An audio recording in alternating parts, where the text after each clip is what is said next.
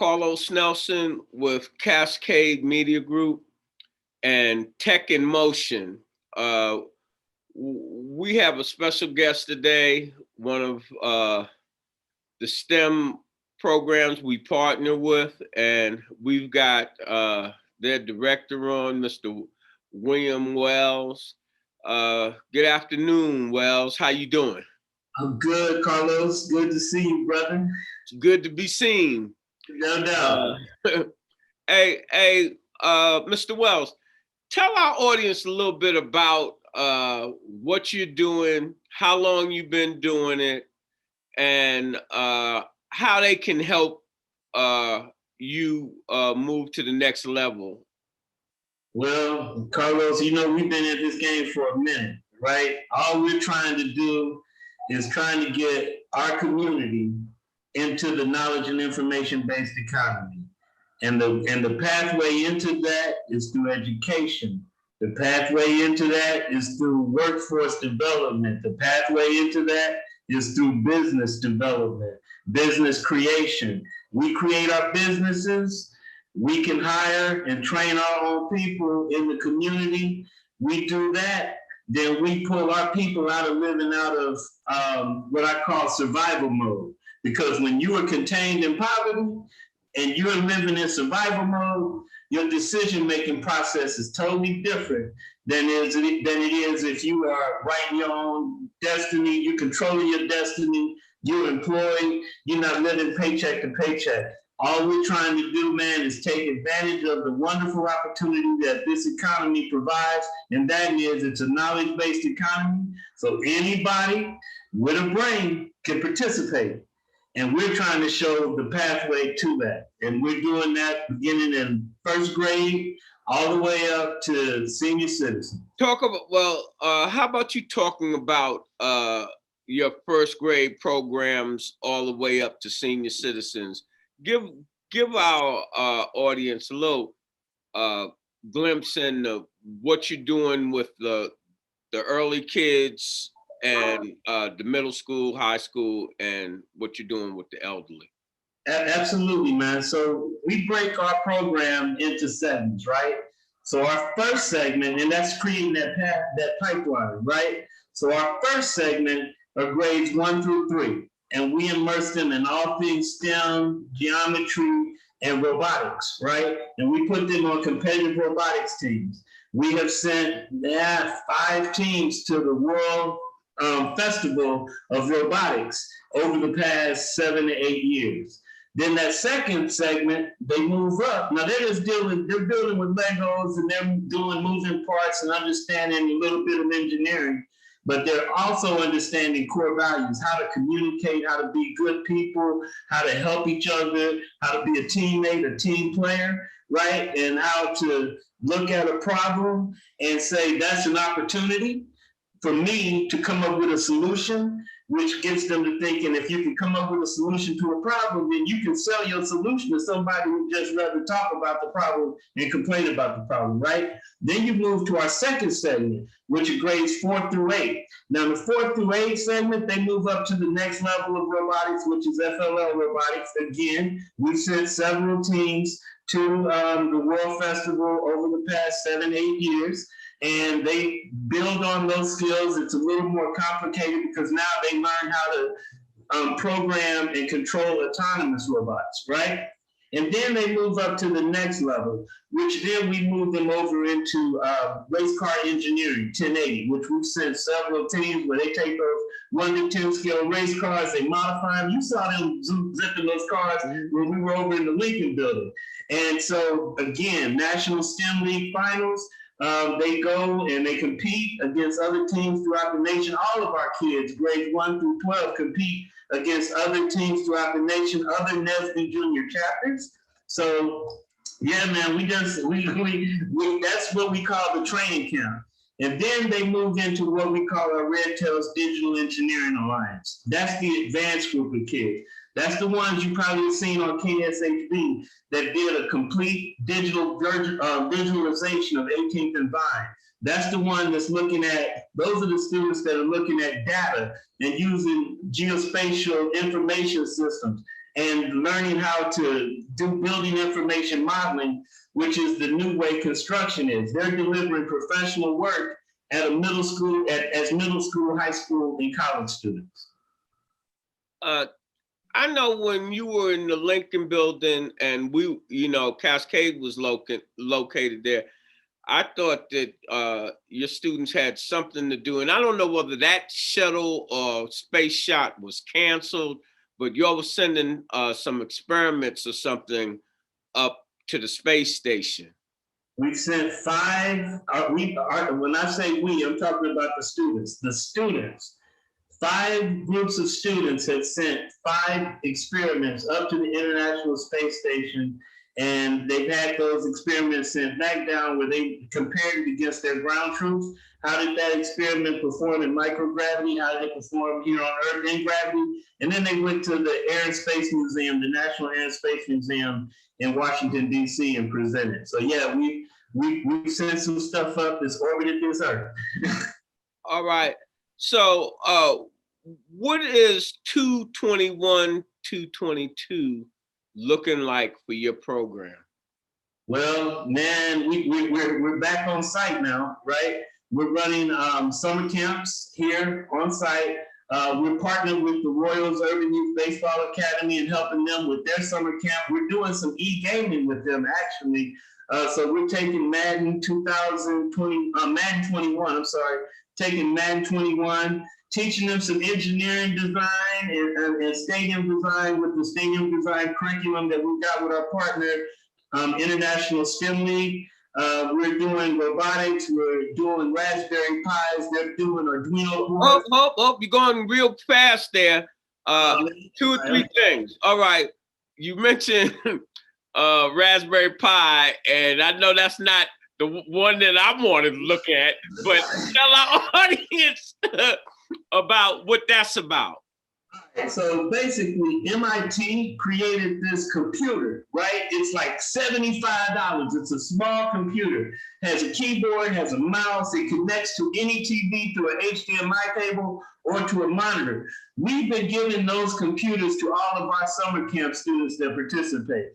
And they can take, and they learn how to do coding, they learn how to do operating systems, Linux operating systems, not Windows.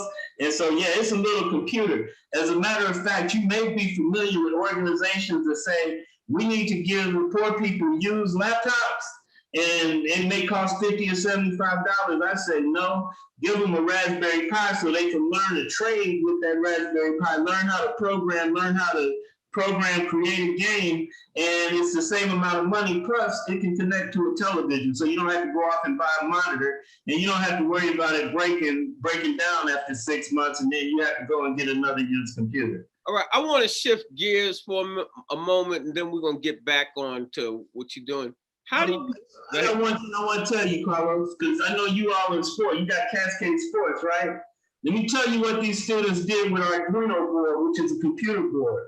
They basically made a Fitbit that will monitor your actions. So how are you throwing the ball and collect the data and be able to analyze it? These are 3rd grade through 10th grade students that have learned through our partner, Hacking Innovation, how to basically make a Fitbit and track your movements and then collect that data and analyze that data just like they do in the big leagues and in the NFL.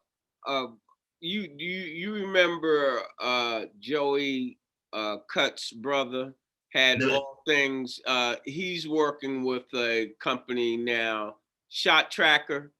Yeah, basically. Hold on, I got it. And you hurt my heart when you said Fitbit, because I'm getting ready to sue Genesis.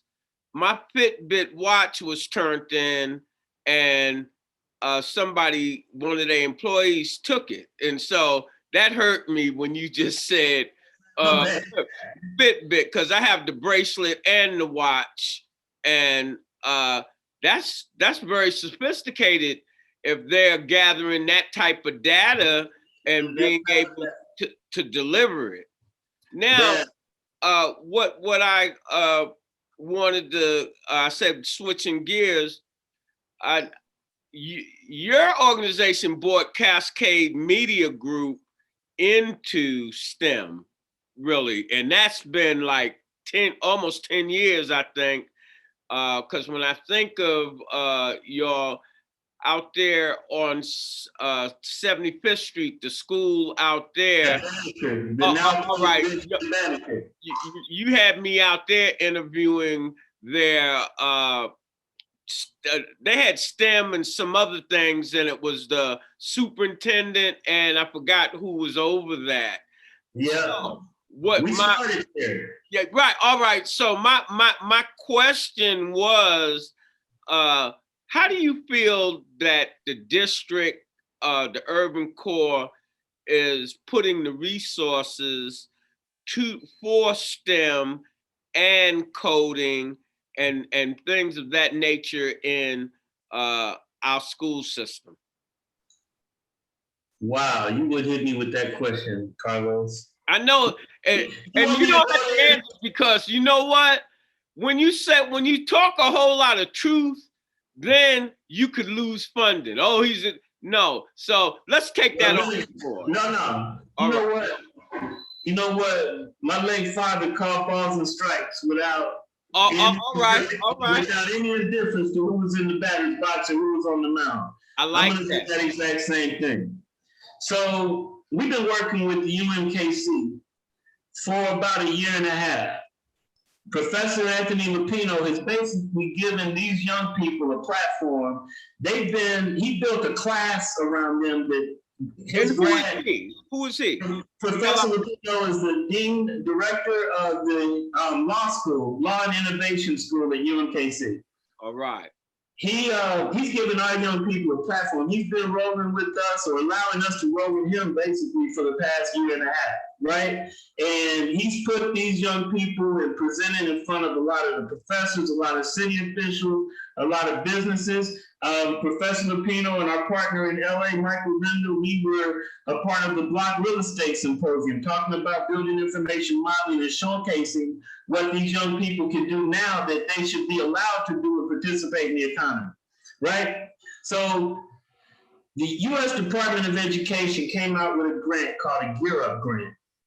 The Gear Up Grant, $900 or $800 per student, and it basically is a multi-year grant. So we selected a cohort of 6th and 7th grade students, right? And it can be district-wide, right? And it will follow them all the way through to the end of their first year of college. So it's to get them into college and follow them and make sure that they're prepared, both with financial, both with the ACT, everything you need to be able to go to college. This is an 8-year process, right? We approached UMKC and we gave our grant writer. We have a grant writer, a wonderful grant writer out of California that's been writing our grants for us. So we brought our grant writer to the table, and we brought all of our program partners to the table. And UMKC, we reached out to Hogan Prep, they're a part of it.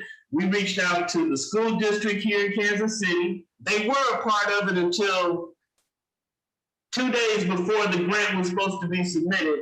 And after they were not able to be a part of it, I think it was because of vacations, KCK PS, they came in, and over the weekend, they filled out all of the documents, got us all of the data we needed to plug into the grant. We have the Housing Authority, Ed Miles signed on. So long story short, we have our hook in the water, waiting for a response on a 8-year, $2.5 million a year grant that is going to serve the students at Hogan Prep. If it's awarded, it's going to serve the students that are living in HUD public housing, or they're receiving HUD vouchers if it's awarded, and it's going to benefit a whole cohort of 6th and 7th grade students at KCKPS if it's awarded.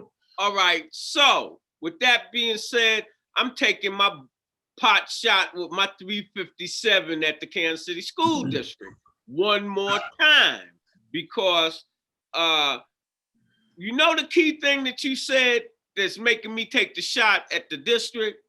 That the KCK on the weekend filled out the paperwork, because they know they need to try to get as many resources to their student body than possible. So it doesn't matter. It doesn't matter, and that's what's happening. That's the shift now.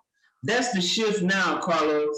It's getting way better because now people are asked to be accountable. Show, okay, what is your impact, right? And they're wanting to only fund impact, but they're also wanting you to collaborate. And true collaboration is not me coming to you, Carlos, and saying, hey, I got these partners, I got this grant, I want you to be a part of it because I need a media company.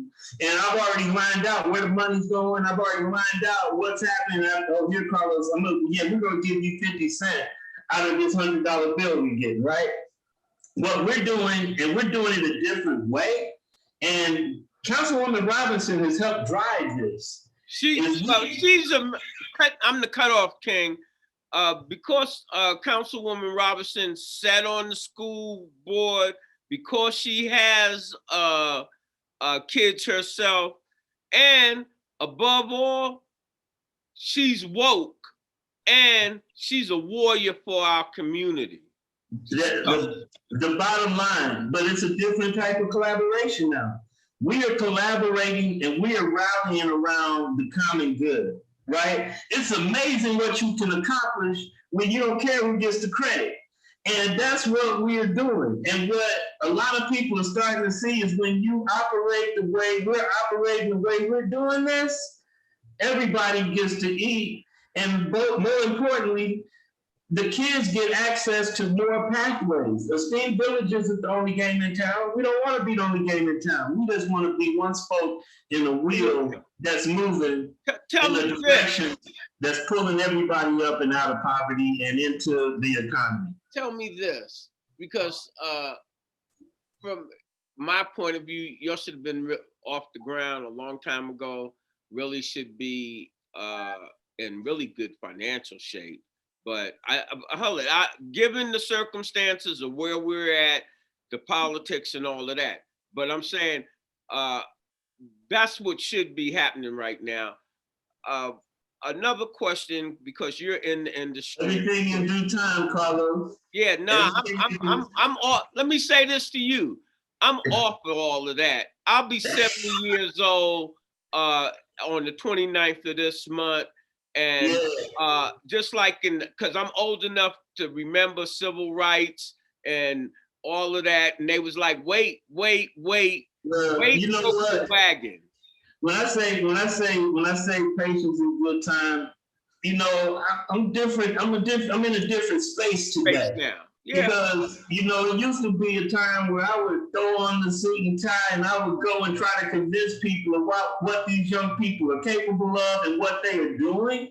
I ain't there no more because they are doing it, right? And we are getting that recognition. It may be from outside of the city. Some people inside the city are recognizing us, but it doesn't really matter because what matters is I got a young man that's a sophomore out of Arizona State University that came to us in the 5th grade. You saw him down there running those cars in the Lincoln Building. He's a sophomore pursuing automotive engineering, and he left Kansas City with $30,000 in scholarship money. I got another young lady, Salazar. They're down in Atlanta living their best life. So, you know, that's what matters. That's what I'm talking about, Wells. Economics. I was going to lead into that about the twist as I see what you have been talking about STEM. See, STEM for the sake of STEM, coding for the sake of coding. How is that going to economically impact our community? So with that being said, my other question was, because I've been there, done that. You remember we was trying to get the wireless for the urban core, and my guy, I didn't even forgot the boy's name, had went over to Spain. They had the wireless already operating over there. And what I'm always talking about people hijacking your programs. And all of that, a lot of money went supposedly start that, and you know we had it at the Lincoln Building because I had the receiver on top, and that, from my perspective, owning a digital media company, that's the problem that we have in the urban core, even with the STEM, that the kids do not have internet at home. Yeah, and that's the next thing we on to, right? So, all right, hold it. But now I'm taking another shot at the district. So yeah, well, I have hold it. Listen, you have to speak truth to power. Yeah, but you also, Carlos, you got to do that, but you also have to look at this, and this is something I realized. You only know what you know, and you don't know what you don't know. Right? And so it's easy for somebody to come in and say, hey, you need to do this, you need to do that. And then you say, well, if I look at all of this and I don't really know what I'm looking at, but I'm a decision maker, I'm going to go with that. Now that I'm going to go with probably because of relationship or whatever. Yeah, okay. And then you go through, COVID hits, and then everybody rushes and say, oh, we got to get them hotspots and we got to get them Chromebooks, right? And okay, now we still have the same problem, but all that money has gone up. Yeah, hold on. Well, look, see, that's what I was talking about. And it's not just that. It's my whole thing is facing reality. This pandemic, it has gotten a lot of teachers lost their jobs because it made you have to teach because everybody had to go to Zoom. And a lot of people were found out about their shortcomings. And I'm not there to rag on anything specific, but then when you start talking reality about the kids, because see, by having sports and high school sports, I'm not just talking to the kids when I'm meeting them and what have you about sports. I'm like, what school you go to? Do you have internet at home? And they'll say no. And I'll be like, well, how are you doing with the puck or what have you? That thing don't work, Mr. Nelson. Yeah. All right. All right. So I'm not really taking a shot at the district, but don't act when you come on, all our kids are getting this and all our kids are getting that. Because they're not. That's true. That's true. All right. And so when those programs like you have are not being funded properly, they couldn't get it there, but they can enroll in your program, and instead of serving 25 kids, you can serve another 100 kids. That's all I'm saying. And we're going to do that because that's what we're doing. It's like a 4-stage rocket, right? So that first 8 years that we've been doing, we've just burnt that rocket, burnt that off, and now we're getting ready to go to another phase. And another phase that we're on, so we're giving industry certification preps, we're giving industry certifications, we have our own network, and what we're doing is training these middle school, high school students to be able to build out a network and help us to deploy a network into the 3rd district, not just for families, but also for senior citizens, also for businesses. Because I've always told everybody the next Black Wall Street is going to be virtual, period.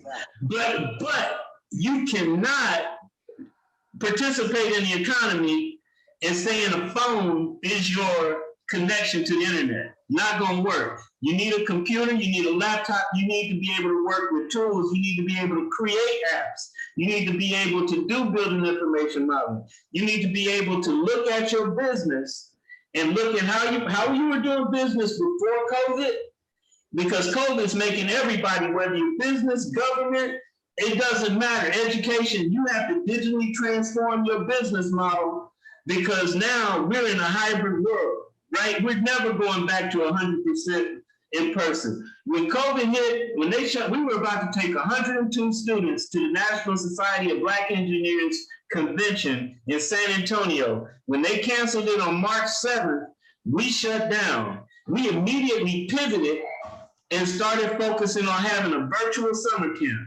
And what we did, we didn't withdraw, we didn't stay closed. We got stronger because we ended up with not only students here in Kansas City, We ended up getting talent at Florida A&M, Harris Stowe University, Houston, Texas. We got students from Chicago. We had 10 students and an instructor from Ghana that was with us for 8 weeks last summer doing a virtual summer camp. And we went through and did our fall, winter, and spring summer camp virtually until now we're back on site. So, everybody has to look at what they're doing, how they're doing, and they have to digitally transform it. And Carlos, back to the economics.